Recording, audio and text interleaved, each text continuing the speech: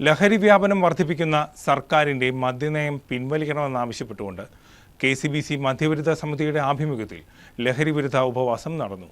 Nadukani saint Thomas church വികാരി father advocate Robin Padinjarekuttu ഉദ്ഘാടനം ചെയ്തു. KCBC മദ്യലഹരി വിരുദ്ധ സമിതി കോതമംഗലം രൂപതാ കമ്മിറ്റി, കത്തോലിക്ക കോൺഗ്രസ് ഫൊറാന കമ്മിറ്റി, മദ്യവിരുദ്ധ ഏകോപന സമിതി താലൂക്ക് കമ്മിറ്റി എന്നിവ സംയുക്തമായിട്ടാണ് ലഹരിക്കെതിരെ ഉപവാസ സമരം നടത്തിയത്. ചെറിയ പള്ളിത്താഴത്ത് നടന്ന ഉപവാസം നാടുകാണി സെന്റ് തോമസ് ചർച്ച് വികാരി ഫാദർ അഡ്വക്കേറ്റ് റോബിൻ പടിഞ്ഞാറേക്കുറ്റ് ഉദ്ഘാടനം ചെയ്തു. ലഹരി ഒരു സമൂഹത്തില് സ്വാധീനിക്കുന്നുണ്ടോ ആ സമൂഹം രോഗാതുരമായി മാറുന്ന അവസ്ഥയിൽ നമുക്കറിയാം. ഒരുപാട് കുടുംബങ്ങളുടെ, ഒരുപാട് സ്ത്രീകളുടെ, ഒരുപാട് കുഞ്ഞുങ്ങളുടെയൊക്കെ കണ്ണുനീര് ഈ ലഹരിയെക്കുറിച്ച് നമ്മളോട് പറയുമ്പോൾ നമ്മുടെയൊക്കെ കൺമുമ്പിലൂടെ കടന്നു പോകുന്നുണ്ട്. ബാറുകളുടെ പ്രവർത്തന സമയം വർദ്ധിപ്പിച്ചതിലും മെട്രോ സ്റ്റേഷനുകളിലും 17 കമ്പനികളിലും മദ്യശാലകൾ അനുവദിക്കുന്നതിലും യോഗം പ്രതിഷേധിച്ചു.